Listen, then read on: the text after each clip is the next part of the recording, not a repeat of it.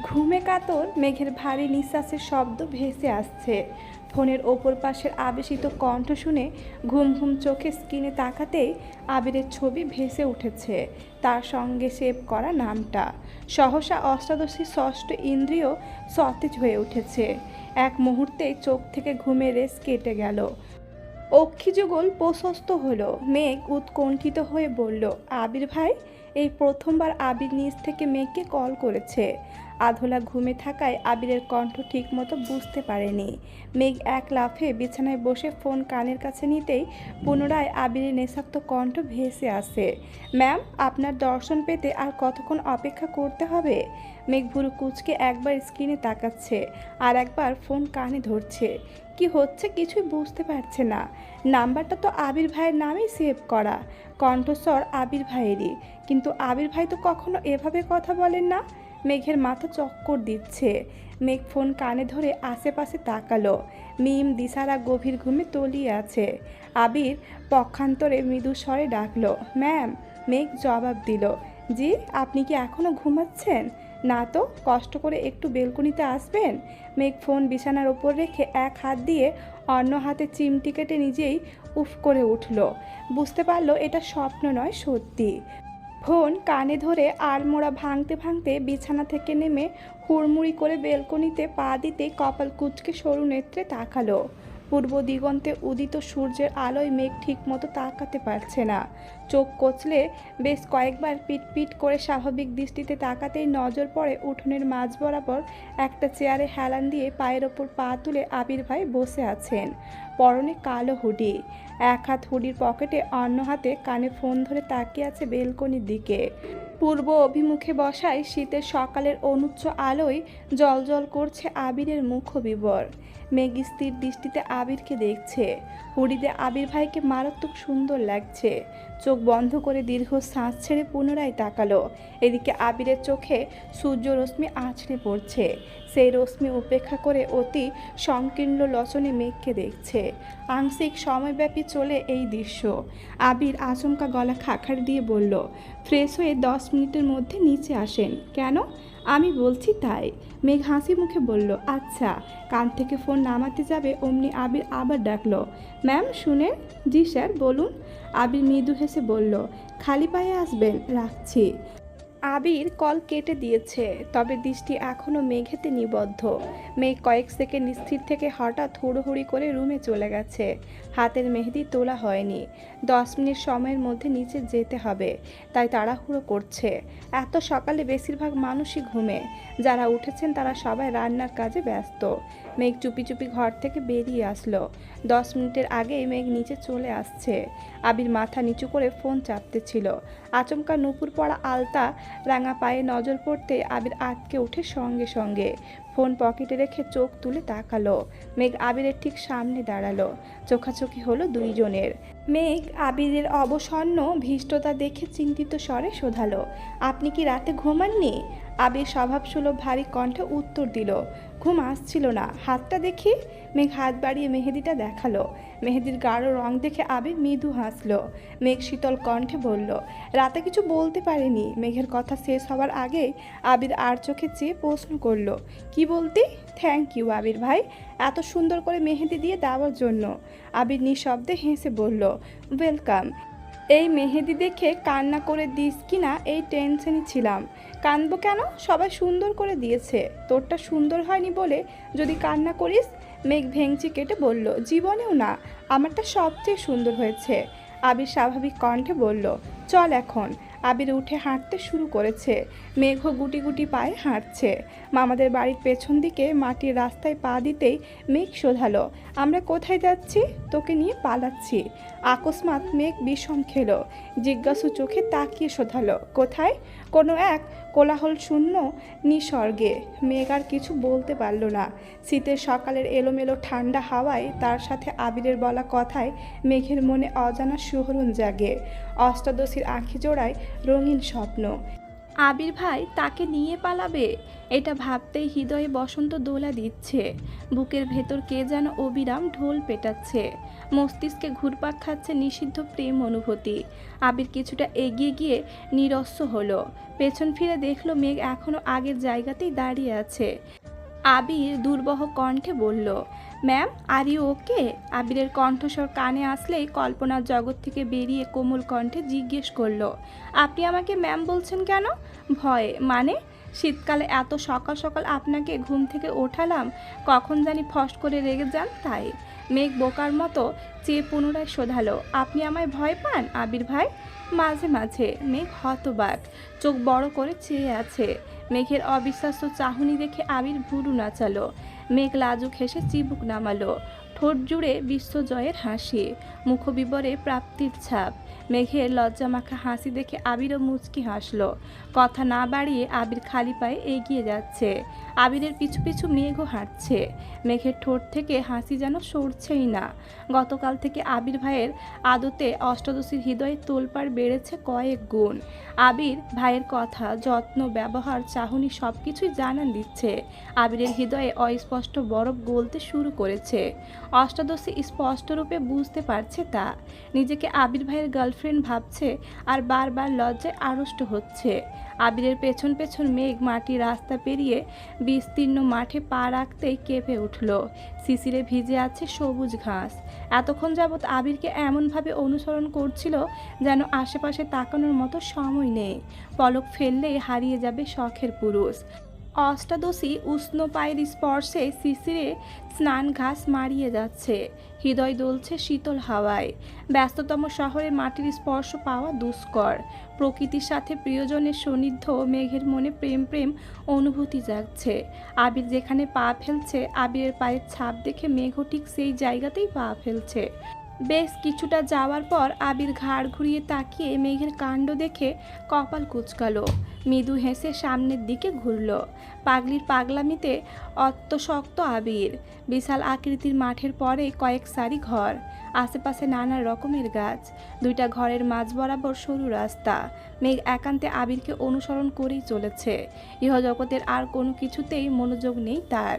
বাড়িগুলো পেরিয়ে কিছু দূর গিয়ে আবির পিছু ঘুরল। তৎক্ষণাৎ মেঘের মাথা ঠেকে আবিরের বুকে। মেঘ কুণ্ঠায় দুই পা পিছিয়ে চোখ তুলে তাকালো। এভাবে আবির ভাইয়ের পিছু নেওয়ায় আবির ভাই যদি রেগে যায়? আতঙ্কে মেঘের বুক কাঁপছে, কিন্তু আবিরের অভিব্যক্তি বোঝা গেল না। মেঘের সামনে থেকে সরে পাশে দাঁড়াতেই মেঘ বিপুল চোখে তাকালো। দৃষ্টির সীমানা জুড়ে হলুদ রঙের সর্ষে ফুল। আশ্চর্য নয়নে চেয়ে আছে মেঘ। এত সর্ষে ফুল একসঙ্গে কখনো দেখেনি সে। কয়েক মুহূর্তের জন্য স্তব্ধ হয়ে গেছে। আবিরের দিকে তাকাতেই আবির মুচকি হেসে বলল, একখণ্ড হলুদের রাজ্যে আপনাকে স্বাগতম, যেখানে নেই শহরের কোনো কোলাহল, নেই কোনো নিষিক্ত অনিল। সবটুকু জুড়ে শুধু স্নিগ্ধতা, নীল আকাশ আর প্রকৃতি জুড়ে সরিষা ফুল। এই মনোমুগ্ধকর দৃশ্য দেখে অনুভূতিটা অষ্টাদশীর হৃদয়ে ছোঁয়া যাচ্ছে। প্রকৃতি নিরন্তর আনন্দিত, সরিষা ফুল তার এক প্রীতিপদ নিদর্শন। দিগন্তজোড়া মাঠের প্রতিটা সরিষা ফুলে জমে আছে শিশিরের কোনা। সেই দৃশ্য দেখে মেঘের মন প্রেমের রঙে সুশোভিত হয়ে গেছে।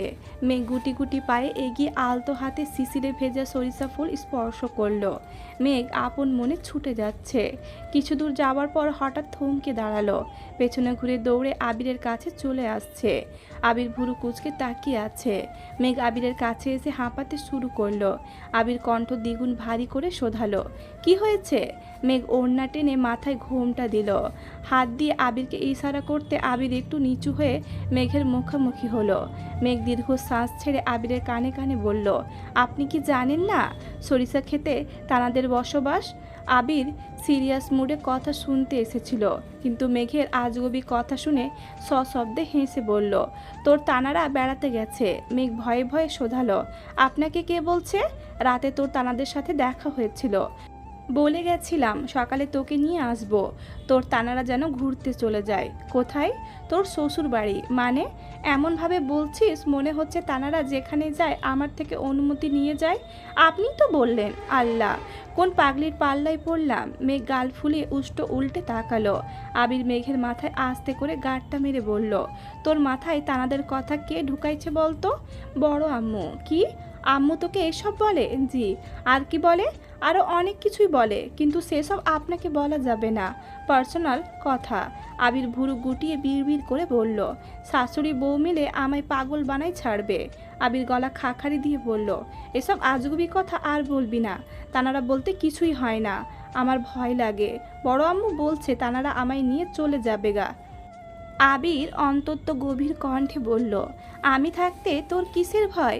আমার চোখের সামনে আমার অনুমতি ব্যতীত কেউ তোকে ছুঁতেও পারবে না। মেঘ প্রশস্ত নেত্রে তাকিয়ে মুচকি হাসল। ভীষণ লজ্জা পেয়েছে। চিবুক নামিয়ে ঘুরতেই মেঘের মাথা থেকে ওড়না পড়ে গেল। পা বাড়াতে আবির গম্ভীর কণ্ঠে বলল, দাঁড়া। মেঘ দাঁড়াতে আবির আলতোভাবে মেঘের চুল থেকে কাঁকড়া বেন্ড খুলে দিল। অমনি মেঘের ঘন কালো চুল কোমর ছাড়িয়ে পড়েছে।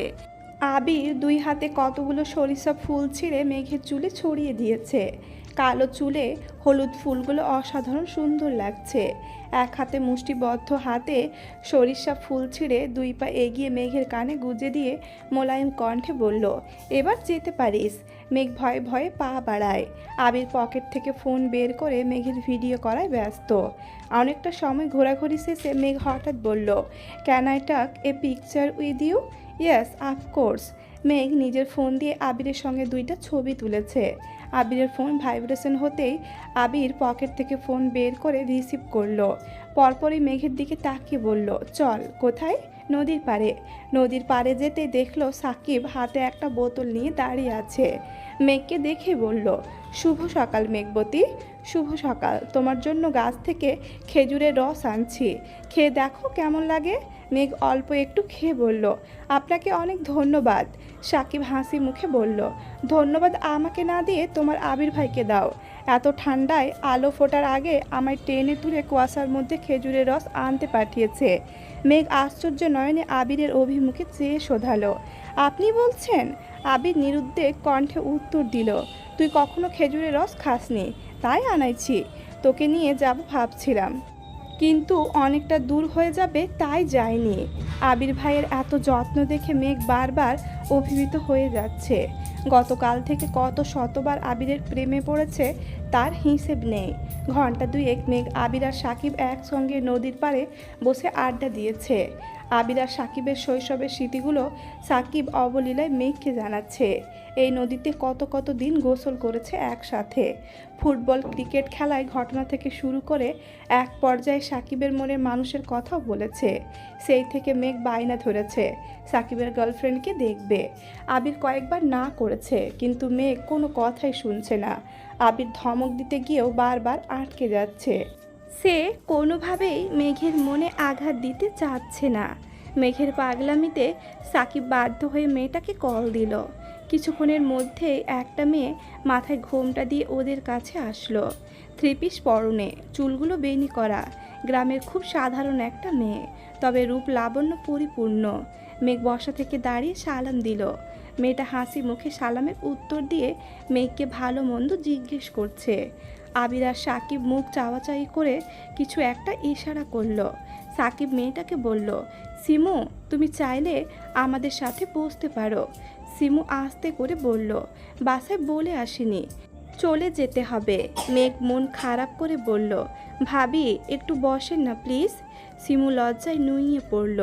মেঘের কথায় সাকিব হাতে কপাল চাপড়াচ্ছে। আবির তাড়াতাড়ি পকেট থেকে ফোন বের করলো। হাজার হোক আবির সাকিবের বড় ভাই। ছোট ভাইয়ের প্রেমিকাকে লজ্জার হাত থেকে বাঁচাতেই আবির তৎক্ষণাৎ জায়গা ত্যাগ করলো। সিমু শীতল কণ্ঠে বলল, অন্য কোনো দিন সময় নিয়ে তোমার সাথে আড্ডা দিব। আচ্ছা আপু। সিমু যেতে নিলে সাকিব পিছু ডাকে।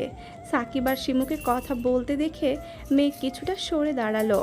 আবির ফোনে কথা বলতে বলতে মেঘকে ডাকলো। মেঘ কাছে আসতে আবির স্বাভাবিক কণ্ঠে বলল, চল বাড়ি যাই, সবাই খুঁজতেছে। মেঘ মোলায়েম কণ্ঠে শোধালো, জায়গাটা অনেক সুন্দর, আর একটু পরে গেলে হয় না? নো ম্যাম, এখনই যেতে হবে। মেঘ মন খারাপ করে হাঁটতে শুরু করলো। আবির মেঘের থেকে কিছুটা পেছনে রাকিবের সাথে কথা বলতে বলতে হাঁটছিল। অফিসের কিছু কাগজপত্রে ঝামেলা হয়েছে, সেসব নিয়ে কথা বলছে। সাকিব দৌড়ে এসে আবিরকে উদ্দেশ্য করে বলল, নিজের কাজ শেষ অমনি আমায় ফেলে চলে যাচ্ছ নাকি? আবির কান থেকে ফোন সরিয়ে ভারী কণ্ঠে বলল, তোকে কথা বলার সুযোগ দিয়ে আসলাম, সুযোগ না ছাই। তোমরা আসতেই ভয় পালিয়েছে। আবির মৃদু হেসে রাকিবের সঙ্গে কথা বলায় মনোযোগ দিল। আবির আর সাকিব মেঘকে মাটির রাস্তা পর্যন্ত এগিয়ে দিল। মেঘ মুখ গোমড়া করে বাড়িতে ঢুকলো। উঠোনে দাঁড়িয়ে আশেপাশে চোখ বোলাচ্ছে। অনেক বেলা হয়ে যাওয়ায় বাড়ির সব মেহমান উঠে পড়েছে, সবাই কাজে ব্যস্ত। মেঘ ঘরে ঢুকতে গেলে পেছন থেকে ডাকলো, বনু। মেঘ পেছন ফিরতেই দেখলো তানবীর। মেঘ উত্তেজিত কণ্ঠে বলল, ভাইয়া কখন আসছো? একটু আগেই আসছি। কোথাও গেছিলি? নদীর পাড়ে। তানবীর ভুরু কুঁচকে প্রশ্ন করলো, একা গেছিলি? না, আবির ভাই আর সাকিব ভাইয়াও ছিল। ও আচ্ছা। ভাইয়া এখন কোথায়? বাড়ির পেছনে। আকলিমা খান মেঘকে ডেকে নিয়ে গেছেন, সকাল থেকে খাওয়া হয়নি। তানবীর বেরিয়ে গেছে আবিরের সঙ্গে দেখা করতে। তানবীর বাড়ি থেকে নামতে গিয়ে সাকিব আর আবিরকে দেখে থমকে দাঁড়ালো। সাকিব তানবীরকে দেখেই ছুটে এসে জড়িয়ে ধরে উদ্বেগপূর্ণ কণ্ঠে বলল, কী রে, কেমন আছিস? আলহামদুলিল্লাহ, তুই কেমন আছিস? ভালোই ছিলাম, কিন্তু ভাইয়ার অবস্থা দেখে আর ভালো থাকতে পারছি না। কেন, কি হয়েছে? বিশ্বাস করবি কি না জানি না, গতকাল সারা রাত গেছে, ভাইয়া 1 মিনিটের জন্য ঘুমায়নি। আমি যতবার সজাগ হয়েছি ততবারই দেখি ভাইয়া বারান্দায় দাঁড়িয়ে আছে, নয়তো শুয়ে তোর বোনের ছবি দেখছে। একটা মানুষ কেমনে নির্ঘুম রাত কাটায় এর জলজ্যান্ত প্রমাণ হলো ভাইয়া। ভাইয়ার এই অবস্থা দেখে আমি ভয় পেয়ে গেছিলাম। আবির ক্রোধিত আঁখিতে সাকিবের দিকে তাকিয়ে আছে। সাকিব আবিরের মুখের পানে চেয়ে পুনরায় তানবীরকে বলল, তোর বোনকে তাড়াতাড়ি বিয়ে দে। তানবীর হেসে উত্তর দিল, বিয়ে দেওয়ার ক্ষমতা যদি আমার হাতে থাকতো তাহলে অনেক আগেই বিয়ে দিয়ে দিতাম। আবির গম্ভীর কণ্ঠে ধমক দিল, আমার বিয়ে নিয়ে গবেষণা করতে হবে না, মাইসা আপুর বিয়েতে ফোকাস কর। তানবীরকে উদ্দেশ্য করে বলল, এত সকালে চলে আসলি যে? মাইসা আপু ভোরবেলা থেকে কল দিতে দিতে আমার ঘুমের 14টা বাজিয়ে দিয়েছে। একা কুলাতে পারছিল না বলে আব্বুকে আর বড় আব্বুকে দিয়ে কল দেওয়াইছে। বাধ্য হয়ে ঘুম থেকে উঠেই রওনা দিতে হয়েছে। বাইক আনছিস? হ্যাঁ, এই নাও চাবি। আবির চাবি নিয়ে বাড়িতে চলে গেছে। সাকিব আর তানবীর কিছুক্ষণ কথা বলে যে যার মতো ব্যস্ত হয়ে গেছে। মেঘ বসে বসে আবিরের সঙ্গে তোলা সেলফিগুলো দেখছে। সেখান থেকে একটা ছবি ফেসবুকের আইডিতে পোস্ট করে ফোন ব্যাগে রেখে গোসলে চলে গেছে। এদিকে বন্যা ক্লাস শেষ করে ফেসবুকে ঢুকে মেঘের ডে দেখে রীতিমতো সফট খেয়েছে। আবির ভাইয়ের সঙ্গে মেঘ ছবি পোস্ট করেছে, এটা বিশ্বাসযোগ্য নয়। পাশে এক বান্ধবীকে বলল চিমটি কাটতে, বারবার ছবিটা দেখছে। খুশিতে বন্যার চোখ ছলছল করছে। ডে পোস্টে রিপ্লাই দিয়েছে, কল দিয়েছে, মেঘ নেটে নেই। আনন্দে বন্যার হাত কাঁপছে। মেঘের নাম্বারে বারবার কল দিচ্ছে, মেঘ রিসিভ করছে না। মেঘের সাথে কথা না বলেও শান্তি পাচ্ছে না। 10 থেকে 15 বার মেঘকে কল দেওয়ার পর তানবীরের নাম্বারে ডায়াল করলো। তানবীর কল রিসিভ করে সালাম দিল। বন্যা সালামের উত্তর দিয়ে উত্তেজিত কণ্ঠে শোধালো, মেঘ কোথায়? বনু তো এখানে নেই। কেন, কি হয়েছে? একটু দরকার ছিল। মেঘকে কি দেওয়া যাবে? আচ্ছা ওয়েট করো, আমি দেখছি। এখন কোথায় তুমি? ভার্সিটিতে। সব ঠিক আছে তো? মনে হচ্ছে কোনো বিষয়ে আপসেট। আপসেট না, এমনি মেঘের সাথে একটু কথা ছিল। তানবীর কথা বলতে বলতে মেঘের রুমে গিয়ে ফোন দিয়ে আসছে। মেঘ বন্যার সাথে কথা বলে। একেবারে রেডি হয়ে তানবীরের ফোন নিয়ে নিচে নামছে। তানবীরকে খুঁজতে খুঁজতে গেট পর্যন্ত চলে গেছে। গেটের কাছে তানবীর বাকি সহ মাইসার আরও কয়েকটা কাজিন কাজ করতেছিল। আবির এখানে নেই। মেঘ ডাকতেই তানবীর উঠে এসে ফোনটা নিল। মেঘ চলে যেতে নিলে তানবীর গম্ভীর কণ্ঠে শোধালো, তোর ফ্রেন্ড কল দিয়েছিল কেন? মেঘ আমতা আমতা করে বলল, ক্লাসের জন্য, কাল ক্লাস আছে। হ্যাঁ, মেঘ যেতে নিলে তানবীর পুনরায় বলল, শোন। মেঘ মুখ গোমড়া করে বলল, আমি জানি তুমি কি বলবা। কি বলবো? বলবা বরযাত্রী আসলে ঘর থেকে যেন না বের হয়, কারো সাথে যেন কথা না বলি, খাবার ঘরে নিয়ে খাওয়াবা, এইসবই তো। তানবীর সশব্দে হেসে বলল, না এসবের কিছুই বলবো না, তুই যেখানে ইচ্ছে ঘুরতে পারিস। সত্যি? তবে একা যাবি না, মিমকে সাথে নিয়ে যাবি। আচ্ছা, কিন্তু তুমি কি বলতে চাইছিলা? চুল ছেড়ে ঘুরিস না, হিজাব পরে আসিস। ঠিক আছে। মেঘ রুমে যাবার জন্য সিঁড়ি পর্যন্ত যেতেই মালার সাথে দেখা হলো। মালা হেসে বলল, মেঘ কোথায় ছিলে তুমি? রুমে খুঁজতে গেছিলাম তোমায়। মেঘ তপ্ত স্বরে বলল, নিচে ছিলাম। মালা আশেপাশে তাকিয়ে বলল, তুমি কি আমার ওপর রেগে আছো? রাতে তোমার সাথে ওই রকম ব্যবহার করা ঠিক হয়নি, তার জন্য দুঃখিত। মেঘ উষ্টদয় প্রশস্ত করে উত্তর দিল, রাগ করি না। মালা উত্তেজিত কণ্ঠে বলল, দেখো তো আমার মেহেদিটা কেমন হয়েছে। হাত বাড়াতেই মেঘ মালার হাতের দিকে তাকালো। মেহেদি ডিজাইন খুব সুন্দর হয়েছে। হঠাৎই মেঘের ভুরু যুগল কুঁচকে গেল। মালার হাতে এ অক্ষর দেখে মেঘ ভীষণ চটে গেছে। সে খুব ভালো করেই বুঝতে পারছে মালা ইচ্ছে করেই আবির ভাইয়ের নামের প্রথম অক্ষর লিখেছে এবং সেটা মেঘকে দেখাতে আসছে। মেঘ রাগে পাশ কাটিয়ে চলে গেছে। মালা আর চোখে চেয়ে হাসলো। বরযাত্রী আসছে অনেকক্ষণ হলো। গেটে জামাই বরণ চলছে। হুড়োহুড়ি কর্মকাণ্ডের কোথাও মেঘ নেই। সেই যে রুমে ঢুকেছে আর বের হয়নি মেয়েটা। মিম দিশাদের সাথেই আছে। তানবীর টেনশনে পড়ে গেছে। হিজাব পড়তে বলায় বোন রেগে গেল কি না। মেঘের নাম্বারে কল দিল, কিন্তু মেঘ কল রিসিভ করছে না। এত মানুষের ভিড় ঠেলে বাড়িতে ঢুকতেও ইচ্ছে করছে না। তানবীর এমনিতেই নেট অন করলো। ফেসবুক ঢুকতে মেঘ আবিরের সেলফি দেখে আনমনে হেসে বলল, মাশাআল্লাহ। কিন্তু সেই হাসিটা বেশি সময়ের জন্য স্থির হলো না। মেঘের আইডি দেখে ভুরু গুটালো। আবির ফেসবুকে কিছু শেয়ার করলে সেগুলো কাস্টম করেই শেয়ার করে, কিন্তু মেঘ যে হুট করে আবিরের সাথে ছবি আপলোড করলো, বাসার মানুষের নজরে পড়লে সর্বনাশ হয়ে যাবে। এইসব ভেবেই তানবীর ভয় পাচ্ছে। তানবীর তাড়াতাড়ি উঠে আবিরের কাছে গেল। আবিরের কানে কানে কিছু বলতেই আবিরের অভিব্যক্তি বদলে গেল। তানবীর ফোন থেকে সেই পোস্টটা দেখালো। আবির দাঁতে দাঁত চেপে বলল, মেঘ কোথায়? বনুকে হিজাব পড়তে বলেছিলাম, সেই যে ওপরে গেছে আর তো আসছে না। কল দিলাম, কলও ধরে না। আবির গম্ভীর কণ্ঠে বলল, মিমকে বল ডেকে নিয়ে আসতে। আবির, সাকিবের কয়েকটা বন্ধু সবাই মিলে বরযাত্রীদের খাবার পরিবেশন করছে। তানবীরও চেয়েছিল, কিন্তু মামারা রাজি হননি। আবির ওনাদের বোনের ছেলে। আবিরের প্রতি যতটুকু অধিকার বোধ আছে তানবীরের প্রতি ততটুকু নেই। তাই তানবীরকে ওনারা মেহমানের মতোই যত্ন করছে, কোনো প্রকার দায়িত্ব দিচ্ছেন না। মিম রুম থেকে মেঘকে নিয়ে নামছে। আত্মীয় আর বরযাত্রীদের ভিড়ে উঠোনে পা রাখার জায়গা নেই। দিশা, মিম, মেঘ আরও কয়েকজন কাজিন নতুন জামাইয়ের সঙ্গে দেখা করতে স্টেজে গেছে। জামাইয়ের সাথে কথা বলে আসার সময় একটা ছেলে পাশ থেকে ডেকে বলল, এক্সকিউজ মি। মিম আর মেঘ দুজনেই পাশ ফিরল, কিন্তু কিছু বলল না। ছেলেটা পুনরায় বলল, আপনারা বইয়ের কি হন? মিম স্বাভাবিক কণ্ঠে উত্তর দিল, বোন। কেন? তাহলে তো তোমরা আমার বিয়ান হও। তা তোমার পাশের জনের নাম কি? নাম দিয়ে আপনার কাজ কি? মিম রাগে উত্তর দিল। ছেলেটা সশব্দে হেসে বলল, কাজ আছে বলেই তো জিজ্ঞেস করছি। ছেলেটার একটু পেছনে আবির দাঁড়াতেই মেঘ বৃহৎ নয়নে তাকালো। আবির চোখ দিয়ে ইশারা করতেই মেঘ মুচকি হেসে মিমকে বলে, চল আমরা এদিকে যাই। বোনের কথা মতো মিমও চলে যাচ্ছে। ওই ছেলে পুনরায় পিছু ডাকে, এই সুন্দরী, তোমার হাসিটা খুব সুন্দর, প্লিজ তোমার নামটা বলো।